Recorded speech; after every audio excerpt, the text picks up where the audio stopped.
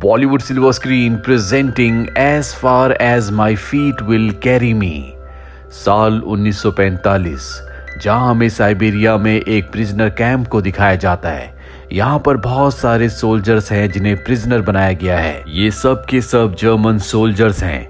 दरअसल world war 2 खत्म हो चुका है और अब जर्मन के सोल्जर्स को यहाँ पर बंदी बनाकर लाया गया है, जिनसे यहाँ पर काम करवाया जाता है। इन कैदियों में से कैदी का नाम होता है क्लेमेंस फोरेल, जिसे 25 सालों की सजा हुई है, यानी कि 25 सालों तक उसे यहाँ पर मेहनत करनी होगी, काम करना होगा।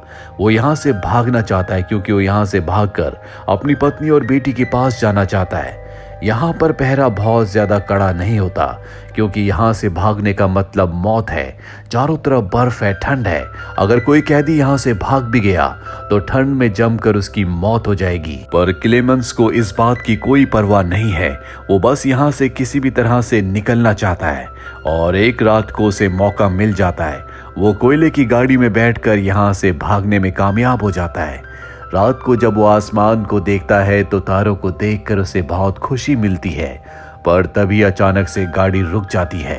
वो गाड़ी से सर बाहर निकालकर देखने की कोशिश करता है। सोवियत का एक ऑफिसर उसे देख लेता है, जिसके बाद उसे कैंप वापस लाया जाता है और जमीन के अंदर बने एक छोटे से सेल के अंदर उसे 3 दिनों तक रखा जाता है। ऊपर से बारिश हो रही होती है, बहुत ज्यादा ठंड है और साथ ही उसे खाने के लिए खाना नहीं दिया जाता, पर वो इस टॉर्चर को सह जाता है। 3 दिनों के बाद वार्डन उसे बाहर निकालता है और कहता है कि तुम्हारे साथी तुम्हारा इंतजार कर रहे हैं। इसके बाद वो उस जगह जाता है जहां पर उसके साथी होते हैं, जो उसे देखकर बहुत गुस्से में होते हैं क्योंकि पिछले 3 दिनों से क्लेमेंस की वजह से इनमें से किसी को खाने के लिए कुछ नहीं दिया गया और अब सब के सब अपना गुस्सा क्लेमेंस के ऊपर उतारते हैं। वो क्लेमेंस को बहुत बुरी तरह से मारते हैं, जिससे क्लेमेंस बहुत जख्मी हो जाता है। जिसके बाद एक डॉक्टर, जो इन्हीं कैदियों में से कैदी है, वो क्लेमेंस का इलाज करने के लिए उसके पास आता है। क्लेमेंस कहता है कि मैं यहाँ पर रहकर मरना नहीं चाहता, मैं अपनी पत्नी और बेटी के पास वापस जर्मनी जाना चाहता हूँ।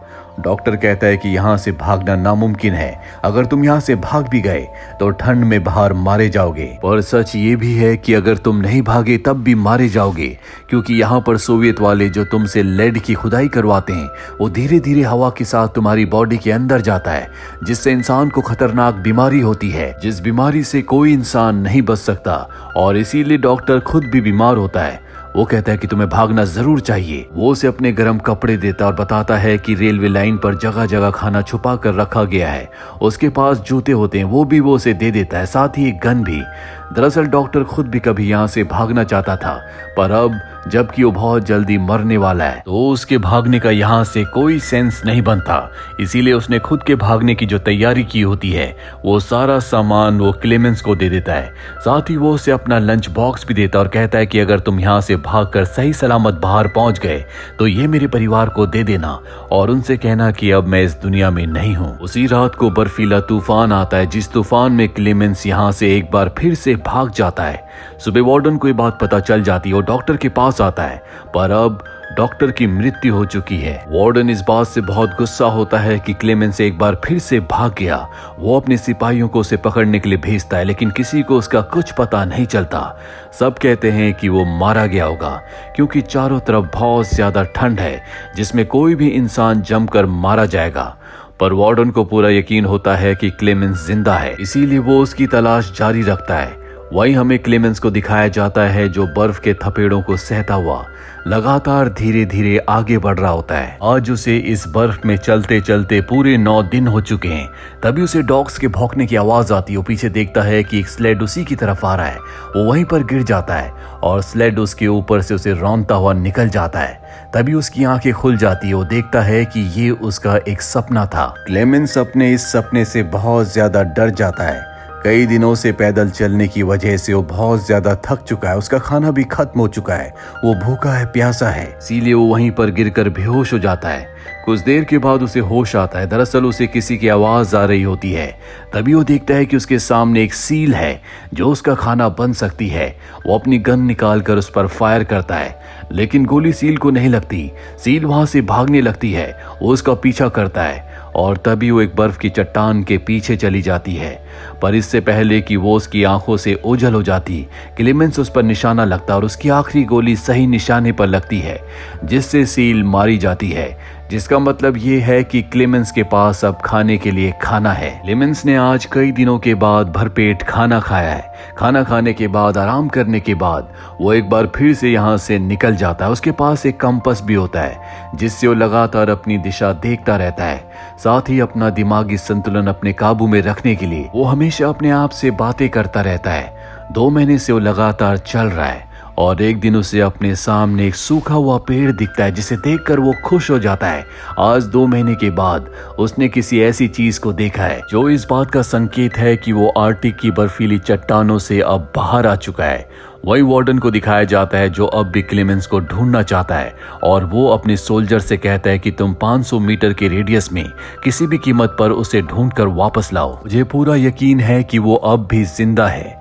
वहीं हमें क्लेमेंस को दिखाया जाता है जो अब जंगल तक पहुंच चुका है।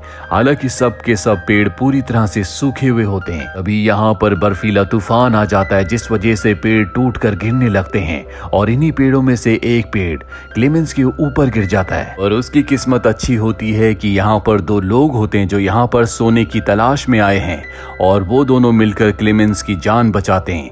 अभी तीनों के तीनों यहाँ से आगे बढ़ते हैं। दरअसल यहाँ से निकलना चाहते हैं। मौसम भी पूरी तरह से बदल चुका है। बर्फ पिघल चुकी है और नदियों का बहाव पहले जैसा हो गया है। ये तीनों के तीनों लकड़ी की एक राफ्ट बनाते हैं और उस राफ्ट के ऊपर नदी के सहारे ये आगे बढ़ना शुरू करते हैं। पर तभी नदी का बहाव बहुत ज्यादा बढ़ जाता है, जिसमें एक इनका साथी नीचे गिर जाता है।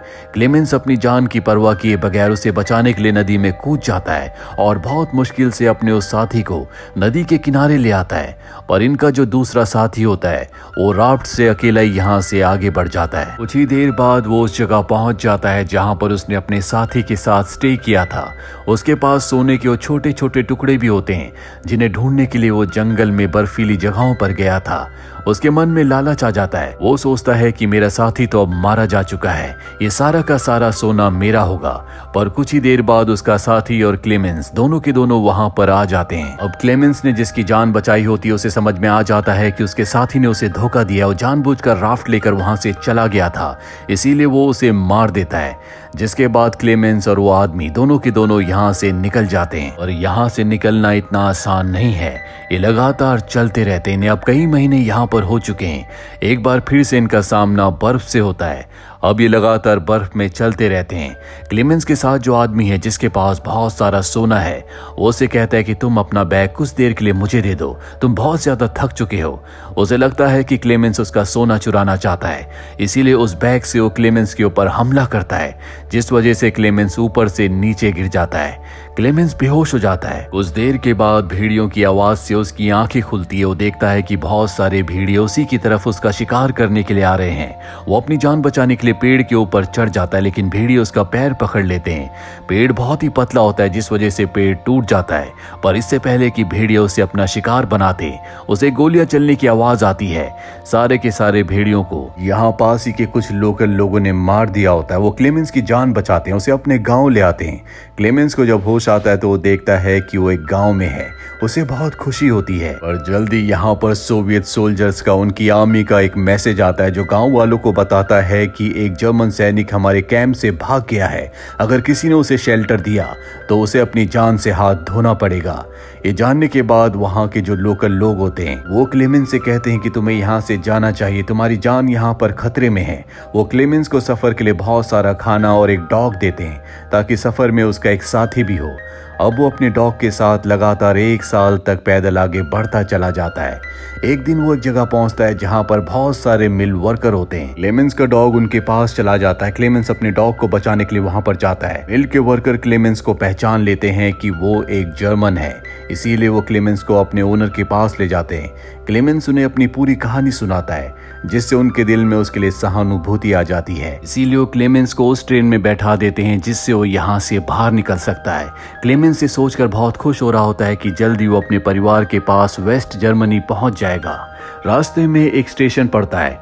क्लेमेंस देख लेता है कि वहां पर सोवियत के बहुत सारे सोल्जर हैं। वो समझ जाता है कि मिल के ओनर ने और वर्कर ने उसके साथ धोखा किया है। दरअसल उन्होंने पहले वार्डन को इस ट्रेन के बारे में बता दिया होता है और वार्डन उसका स्टेशन पर इंतजार कर रहा है। पर इससे पहले कि वो वार्डन तक पहुंचता, क्लेमेंस अपने डॉग के साथ ट्रेन से उतरकर भाग जाता है। सोवियत के सोल्जर उसका पीछा करते हैं और तभी क्लेमेंस देखता है कि उसके सामने वार्डन है। वार्डन उसे गिरफ्तार करना चाहता है, पर इससे पहले कि वो ऐसा करता, उसके साथ जो उसका डॉग होता है वो वार्डन के ऊपर हमला कर देता है, जिससे उसे भागने का मौका मिल जाता है।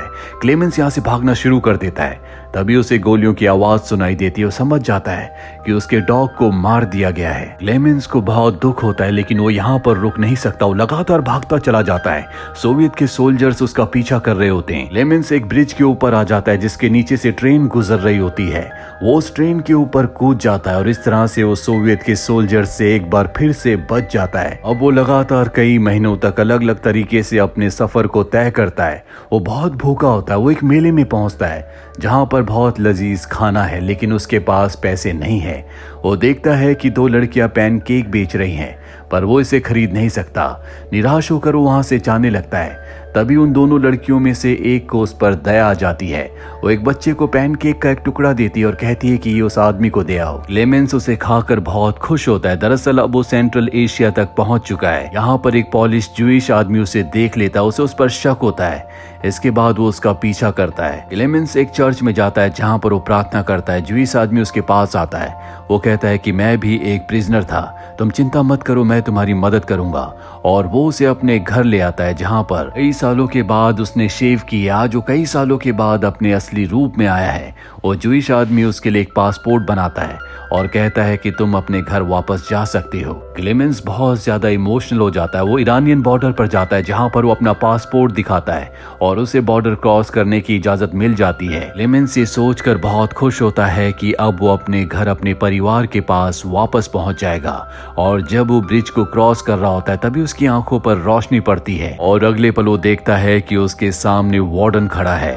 वो पीछे मुड़कर देखता है। उसे एहसास होता है कि अब भी वो सोवियत की जमीन पर है, जिसका मतलब ये है कि वार्डन उसे गिरफ्तार कर सकता है। वो पूरी तरह से टूट जाता है क्योंकि उसकी 7 साल की मेहनत बर्बाद हो गई। आज से 7 साल पहले वो सोवियत की जेल से भागा था और आज 7 सालों के बाद जब वो अपने घर वापस जा सकता था तो वार्डन ने उसे पकड़ लिया। पर वार्डन उसके रास्ते से हट जाता है, जो देखकर क्लेमेंस को विश्वास नहीं होता। वो धीरे धीरे आगे बढ़ना शुरू कर देता है, पर वार्डन उसे नहीं रोकता। दरअसल उसके जिंदा रहने के घर जाने के जज्बे से वार्डन बहुत ज्यादा प्रभावित होता है, इसीलिए वो उसे गिरफ्तार नहीं करता। पर यहाँ पर वार्डन की भी जीत होती है क्योंकि 7 साल पहले उसने प्रण लिया था कि वो किसी भी कीमत पर क्लेमेंस को पकड़ लेगा और आज उसने उसे पकड़ लिया, जिसका मतलब ये है कि क्लेमेंस की जीत हुई। पर वो उसे यहाँ से जाने देता है। इसके बाद क्लेमेंस वेस्ट जर्मनी पहुंच जाता है जहां पर उसका घर है। आज क्रिसमस का दिन है। वो देखता है कि उसकी पत्नी और बेटी चर्च के लिए निकल रहे हैं। वो उनका पीछा करता है। वो चर्च पहुंचता है जहां चर्च में उसकी बेटी उसे देख लेती है। वो अपने पिता को पहचान लेती है, उसके गले से लग जाती है और इस तरह से क्लेमेंस आज कई सालों के बाद अपने परिवार से मिलता है। इसी के साथ ये कहानी यहीं पर खत्म हो जाती है। उम्मीद करते हैं कि ये कहानी आपको पसंद आई होगी।